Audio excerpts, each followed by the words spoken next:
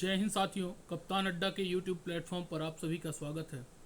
आज हम बात कर रहे हैं 24 जुलाई के करंट अफेयर्स के बारे में, जिसके अंतर्गत हम बात करेंगे मल्टीपल चॉइस क्वेश्चंस और वन लाइनर फैक्ट्स की।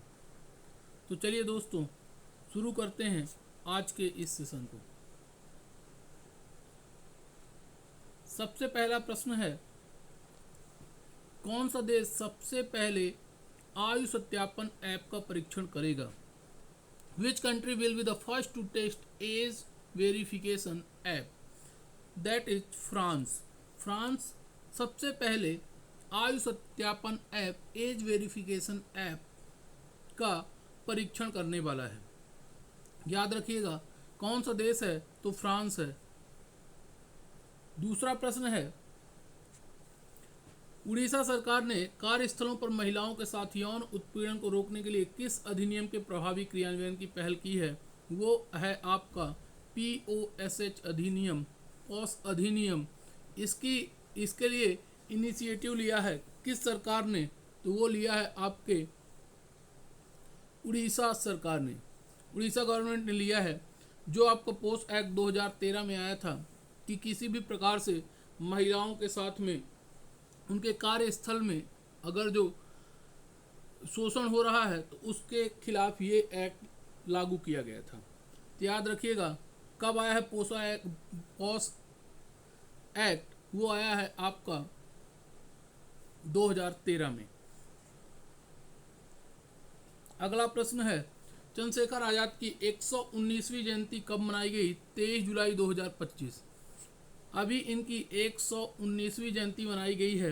ये 23 जुलाई 1906 को पैदा हुए थे। मध्य प्रदेश के अलीराजपुर के भावरा गांव, जिसका नाम अब कर दिया गया है चंद्रशेखर आजाद नगर, वहां पर पैदा हुए और उनकी 119वीं जयंती मनाई गई 23 जुलाई 2025 को। अगला प्रश्न है, अटल इनोवेशन मिशन के निदेशक के रूप में किसे नियुक्त किया गया है? Who has been recently appointed as the mission director of AIM Atal innovation mission? वो है आपके दीपक बागला जी। याद रखिएगा, इन्हें अटल इनोवेशन मिशन का मिशन डायरेक्टर बनाया गया है। क्या नाम है? दीपक बागला। सरल वीजा 2025 का आयोजन किस राज्य में हुआ? तो ये है आपका तमिलनाडु में। तमिलनाडु में इसका मेन ऑब्जेक्टिव क्या था?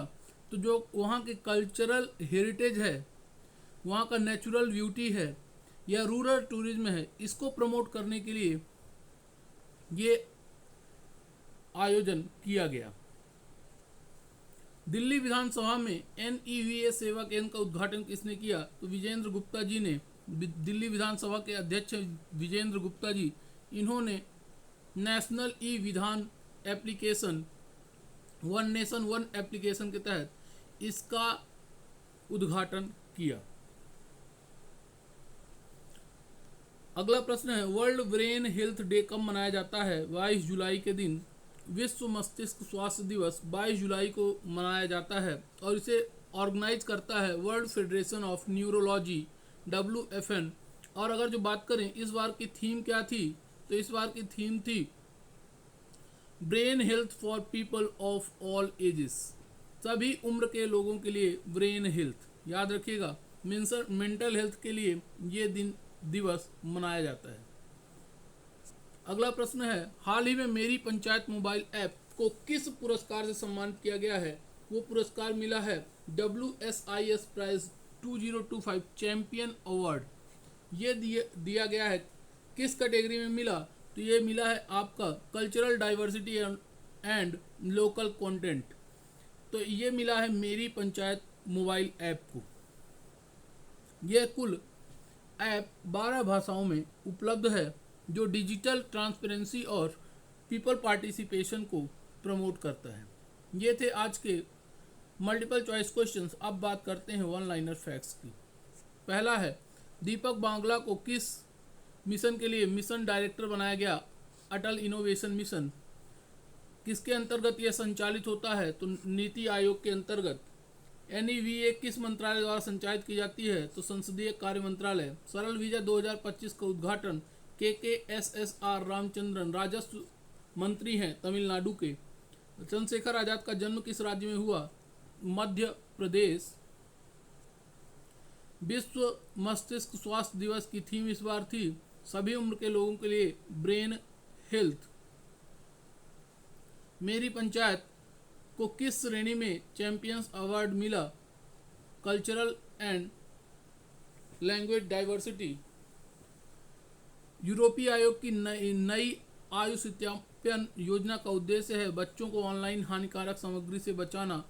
चंद्रशेखर आजाद किस आंदोलन के तहत पहली बार भाग लिए? असहयोग आंदोलन। और पॉस अधिनियम किस वर्ष लागू किया गया? 2013। तो दोस्तों ये थे आज के करंट न्यूज़। ऐसे ही महत्वपूर्ण मुद्दों के लिए जुड़े रहिए कप्तान अड्डा के साथ। चैनल को सब्सक्राइब करिए, शेयर करिए। मिलते हैं अगले सेशन में, तब तक के लिए जय हिंद, जय भारत।